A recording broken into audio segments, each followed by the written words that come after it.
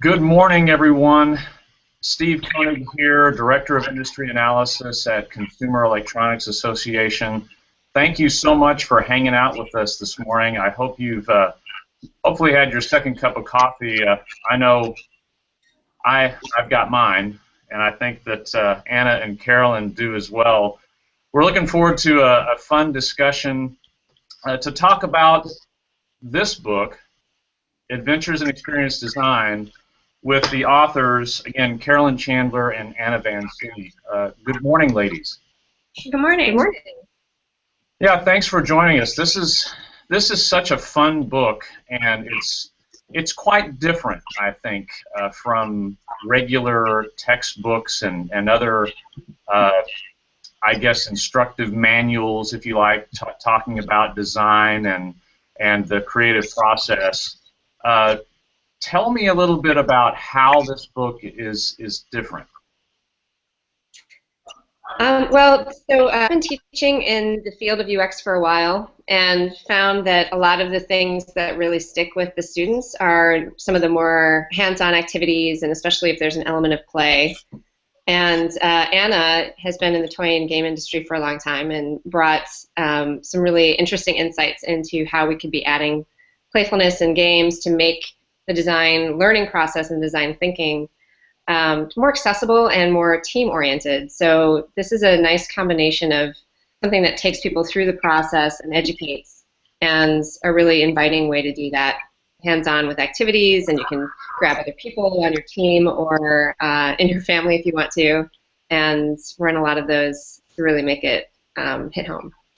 Yeah, I think in the design process that's in the book, Carolyn and I went through that process ourselves in making the book itself, and that we wanted to make it, like she said, accessible, and every lesson able to put into practice, so that aside from just like reading and learning, everyone has a different learning style that you can acquire it through an activity or a game. Yeah, and I myself, of course, have read through the book, and I've even done some of the exercises, and to me that's what really sets this book apart from a lot of others that you might find in college courses or so forth, and that it is experiential in and of itself. I mean, you experience the whole process in a variety of ways, and I found that really engaging and page-turning, if you like. So just for the assembled ears benefit, let's talk a little bit about experience design itself. In the book, you say this, experience design, you define this as the practice of designing products or events, processes, services, environments, with a focus placed on the quality of the user experience, or UX for short, and culturally relevant solutions that we're trying to develop here. So here in the 21st century, everything's connected, digital, Internet of Things. Would you both say that the user experience has become even more important, or here in the 21st century? I think user experience has always been important, and the companies that are really focusing on that tend to make a big difference. But because so many digital solutions can be confusing for people, that's what's really made it an important practice, and that disconnect sometimes that happens between the people who are creating the product and the people who have to use it can be pretty severe, and it can be really hard to understand what that is without getting out and looking, going into the field, seeing what people actually need, how they're using it, what they're struggling with, to develop empathy for that. So the companies that actually not only think about that product, but how people first, how they need it, how they get it, how they first start to use it, and then months later, how are they still using it, and what happens when they need support. And the people who can really get that, those companies tend to be the ones that people love and really have loyalty towards. Yeah, and Anna, would you say that here in the 21st century, by virtue of the Internet of Things and everything's connected, are there ostensibly, and when we think about digital technologies, are there ostensibly more tools at hand for brands to develop a really great user experience? Definitely, and as someone that approaches the experience design process, primarily I work with physical products, I think the practice of user experience began with computers, with screens, right, with human-computer interactions and designing interfaces for products that were essentially, an experience in your head and interacting with objects on a screen that aren't in reality. But as we move more towards an Internet of Things with smart objects, people bring with them these expectations of that these thoughtful experiences that designers have created in the digital sphere. They bring with us. It's changed how users bring this with them to their expectations when they interact with physical products. And this is something that we have to be mindful of as designers of physical products as well. It's really changed how people communicate and their expectations throughout the life of an experience with a brand. Like Carolyn said, it doesn't just end after you've provided the experience or you've gone through the game or you've made the purchase. It's what happens after that as well and how you interact with that brand. It's really an entire product life cycle. It's not any isolated experience, and I think, again, the companies that are doing really successful are looking at their products throughout an entire journey with the customer and all the different touch points. I think there's also, just to add on that too, with the Internet of Things, there have been some really interesting explorations in how can we add a physical component to a digital space to help bridge that for people. So folks who, like elderly folks who haven't really gotten into things like Google Maps, there's a student who created this beautiful map and physical compass that they could use and move around together on the map in a group, and then see and explore the streets of Paris using Google Street View without having to navigate the computer interface as much. So it uses the strength of both, I think, and bridges something that can be a really big divide. Fantastic. Now, are there any particular brands that either of you would highlight that are really, really good or have done very well at conveying the user experience in terms of their branding? In the book you talk about the brand promise and so forth. Are there any brands that you would point to as really great examples? I think Anna was bringing up some really nice examples in the toy and game space. I don't know if that's the one you had in mind. I see you thinking. There were so many great examples at CES this year. It's really hard to narrow it down and pick one. I think that technology can be, for lack of a better term, it can be kind of creepy, right? But there's a lot of benefits to a lot of sensor technology and sort of really high connectivity, like Carolyn mentioned, interacting with senior citizens if you're a caregiver, or feedback with your children. So I think there's some really great brands that have done a really great job of building that trust, even though you're talking about like a high degree of information passed between two people. It's a very intimate thing, and there's a lot of privacy issues, as we're all aware of, and so that's where branding, I think, becomes really important today for smart object brands.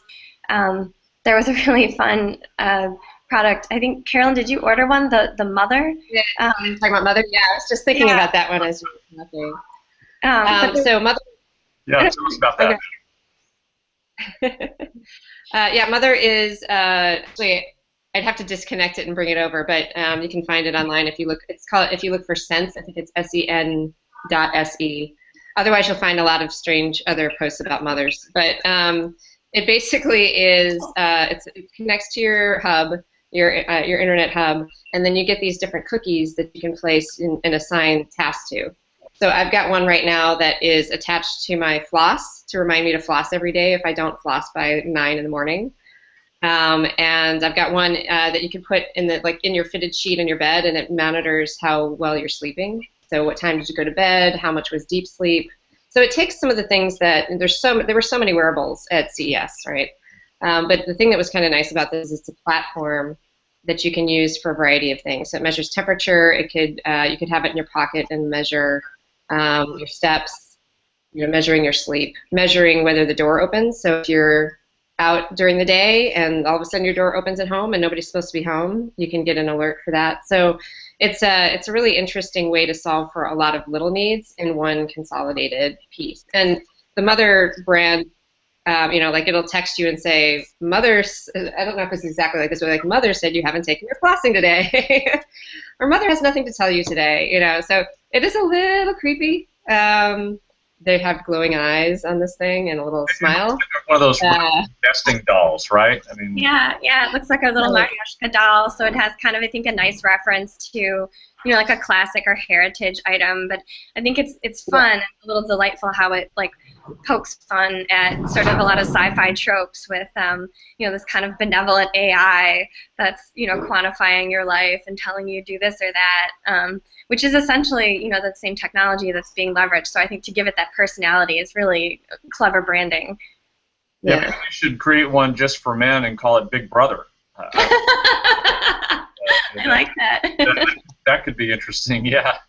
I think it's interesting, you know, talking about Mother and that user experience as you described, Carolyn, and kind of how the look and feel of the device. One of the things that I've noticed over this past decade, this digital decade, and is that in a lot of cases with technology, it's become more challenging for brands to keep their brand name in front of people, because clearly, I think when we think about things like home theater, just as one example, we're well past the old days where you had the big tower speakers, big Serwin Vega, and everything back 20 years ago, 30 years ago, with home audio, using that as an example, was heavily branded. And now people really want technology to be unobtrusive and really blend into a home's decor. We think about the big screen TVs that have just almost microscopic bezels. So where do you put the brand? And if you're an audio company and you've got speakers built into the wall, how do you keep your brand in front of people? And when people come in, they go, hey, those are Polk audio speakers. Those sound great. So it's an interesting conundrum, branding and technology, and a lot of that comes through, I guess, with mobile apps. But yeah, it may be just more emphasis on the user experience as opposed to a label on a product, right? Definitely, and I think that's where the experience becomes really important, and it's the differentiator, and it's that branded experience. The experience is the brand. The product is the brand. When you hear people talk about products they love, and this is where I feel like it is harder in this day and age to have that blockbuster, brand that everybody knows, that's ubiquitous, that's out there through traditional, I think, marketing. But at the same time, because of social media, it's never been easier for smaller brands to get in front of people. There's a much lower threshold to go direct to consumer, and if you do provide a unique, valuable experience, this is where we see a lot of digital companies and that startup culture and that disruption where, they're not going through the traditional channels, but we are seeing sort of the newer blockbuster brands are the ones that have gone directly to the consumer and provided an experience, albeit a branded one, that was providing, meeting an unmet need. Yeah. Okay. Well, I want to spend a little bit of time, of course, talking about the book. And in the book, you guys outline a series of stages: sponge, and then spark, splatter, sculpt, and storytell. And those are, your kind of, I guess, basically your names for different stages in the experience design process. I'd like to talk about each of those stages a little bit, because as we talked about earlier, you've embedded several fun activities to really pull the reader in and give them a taste of this whole process. So let's start off with sponge. This is a fun one, and I want to get you guys. This is the step where you talk about building empathy and kind of challenging assumptions. Essentially, you're trying to understand your audience. And talk to me a little bit about some of the activities. You go through body language, active listening, asking skinny and fat questions. Tell me a little bit about the sponge phase. Yeah, that was really, I think how to listen well has actually become really difficult in society in general. So this chapter in particular really speaks to me and is interesting, because we're running this course actually in a high school right now. And the sponge part of it is one of the things that makes it almost a social and emotional learning class. because people are used to now communicating with others via text or being together, alone together, which is a phrase I think Shelley Turkle wrote a book on. And this is really about, okay, get all those things out that you think you know about other people and actually get out in the field and observe, ask those questions, find out whether those are true, because I think one of the biggest mistakes people make when they're trying to create a product is they just assume they know already. They assume they're the user, they assume that they know how people work or what they're going to be comfortable with. And this can really lead to some major changes in how and what kind of problem you think you want to solve in the first place. So you mentioned body language, which is a fun one because it is a huge part. What do they say? It's like 70% of communication is nonverbal, I believe. Uh-oh, you look bored now, Steve. See, yeah, there's body language, right? Yeah, see, when we're talking with experts here, I'm just kidding. Yeah, no, but I mean, I liked this exercise, though. I liked find the fake, and these people are great. I mean, they have very noticeably different, but who's fake and who's really making it? Right. Who's got the fake smile going? I mean, that's important to know because if you're really trying to connect with somebody and get rapport going, there's like this frozen smile look, and you kind of know what it is, but it's good to kind of test it out. Those are people that I've worked with actually at a school where I've been teaching. So they were gracious enough to pose for smiling. Excellent. Anna, let's talk about the next phase, and that is Spark. And by the way, I love the graphics throughout the whole text. I mean, they're so good, and they really bring you in. This stage is really about, to my mind, about finding pain, and what are people dealing with, and ideating, if that's even a word, about how to remedy that. Tell us about this phase. Sure. You broke up a little bit there, but I think just to sum up what you said and put it in the context of the chain of our adventure, Sponge is a lot about research and discovery. It's going out into the field and discovering when you're designing who you're designing for and what assumptions you hold about those people and letting go of those assumptions and really giving yourself permission to have a blank slate and start learning. Spark is really about taking everything that you've learned and distilling that down into a potential problem that you can solve, finding an unmet need. And one of my favorite activities in the entire book is in the Spark chapter, and that's the Spark frame, where we do essentially you take a user type, an activity they're doing, and an improvement for that.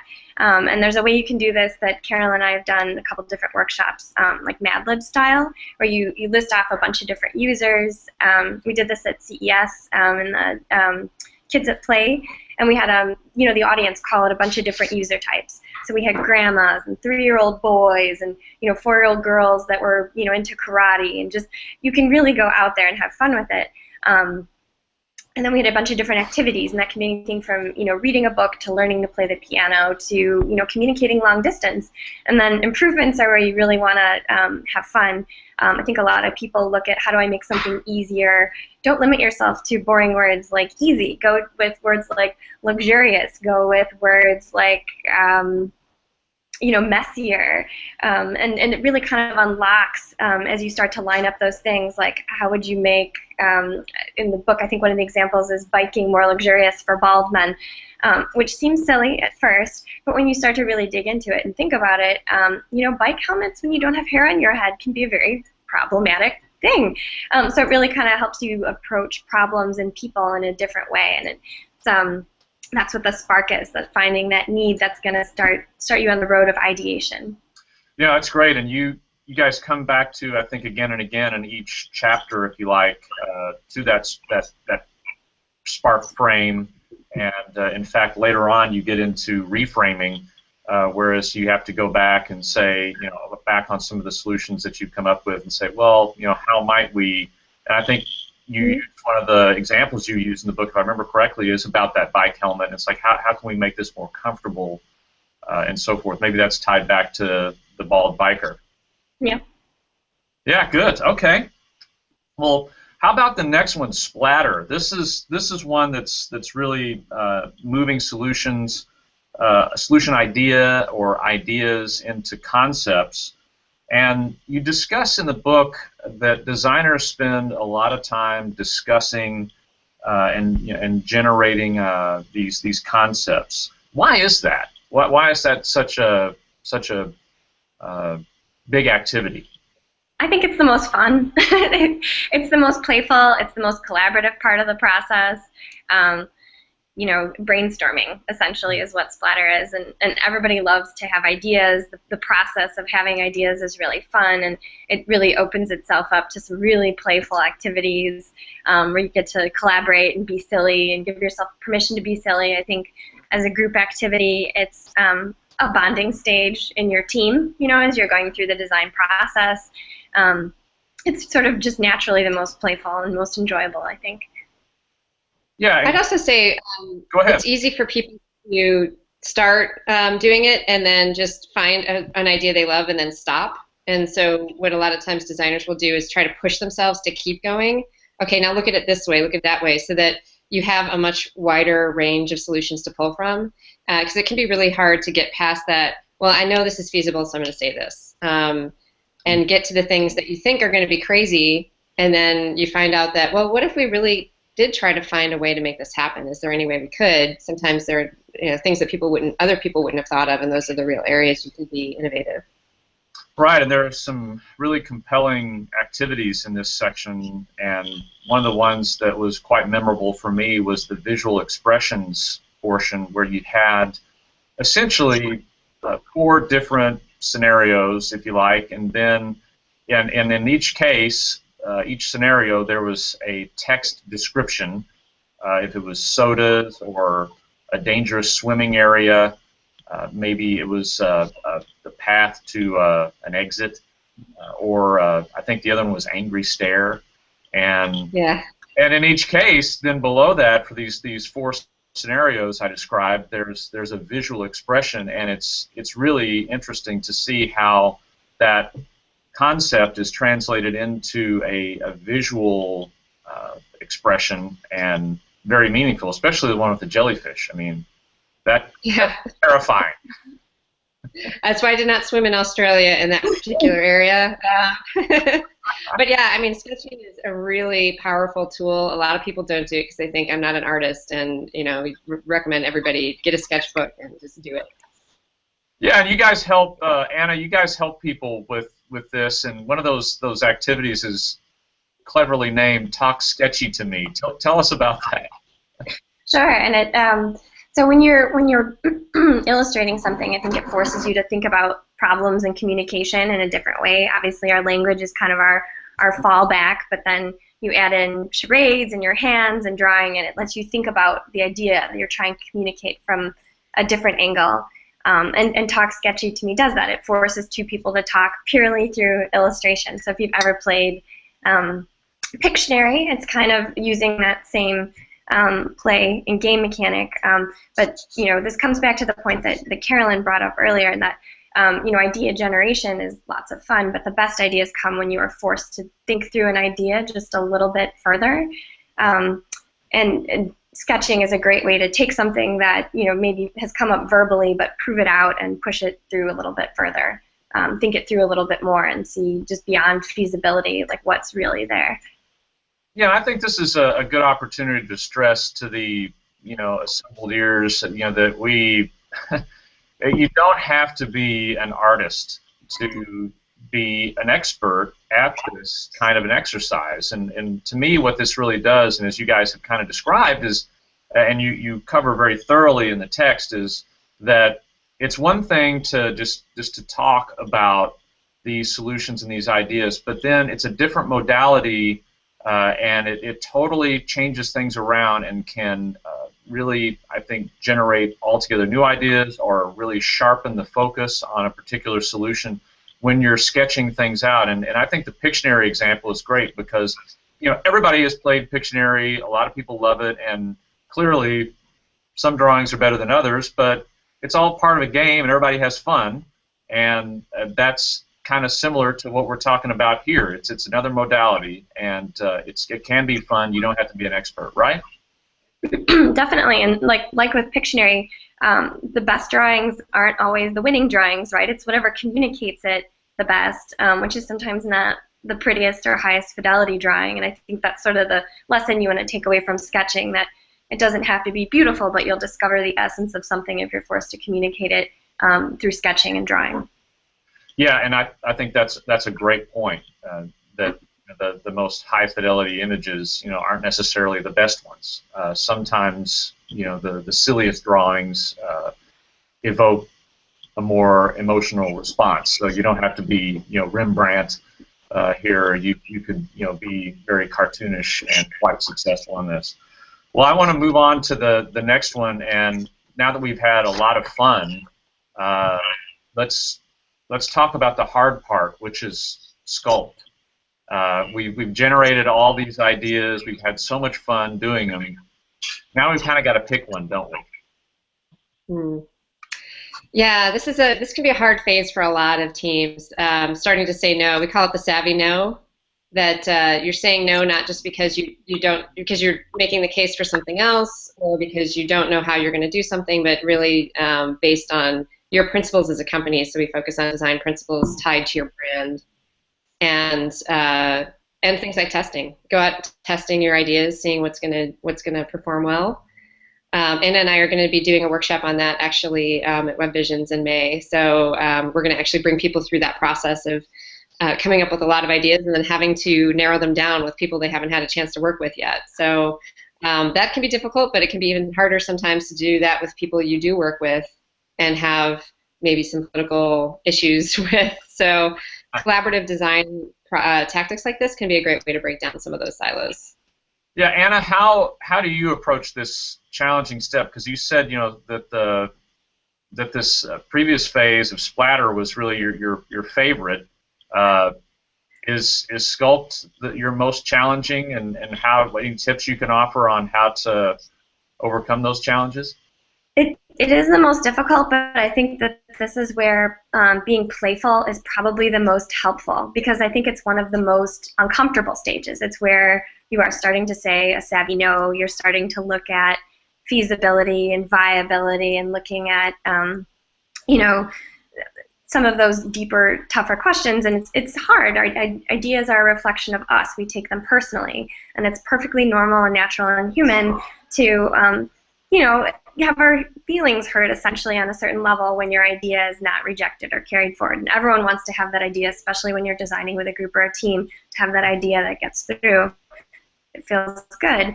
So this is where, when you're being playful, this is where it helps make that process a little more comfortable. It kind of brings in to the design process and makes it less personal, and that this isn't you that we're rejecting. Your idea is something that's shared, something that hopefully if you go through splatter, everyone feels some ownership through co-creation, but it's also looking at outside factors and how those influence, and it's more looking at the design process like a recipe where we're all building a cake together, and so you're not putting in a certain ingredient or idea for the greater good of the cake, Gotcha, rather than looking at full ownership to one individual. Understood. Well, let's. We've got a few minutes left, so I want to touch on. I think, Carolyn, this is your favorite part, which is storytell. Storytell. There it is. Yeah. So, Carolyn, tell us about storytelling.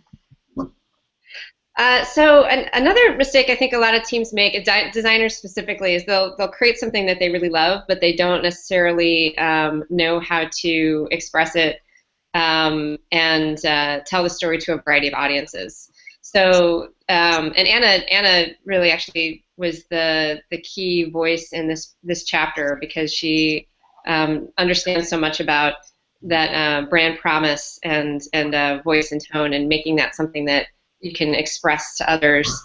So this gets into those aspects of it. And there's some really nice playful activities in there around writing a tweet, the same message in a tweet, in multiple different voices, so that you have to practice that difference in your voice. And then also tying a lot of the decisions that you made earlier in things like Spark to the message that you're going to send out to, and I mean, it could be investors, it could be users, it could be other team members if you're trying to build buy-in internally. So yeah, I think there's some really nice it's a great thing to end with, and something that's not always considered part of the design process, but I think it's a really important part of it. Yeah, and anything to add on that note? Sorry, I'm going to be quiet. Things are kicking out in the main room here. But no, I just agree with what everything Carolyn said. You really, like we touched on earlier, your brand is living on multi-platforms, and you really have to think of it as a person, a living, breathing person, so that you're consistent when you go platform to platform. Sure. Okay.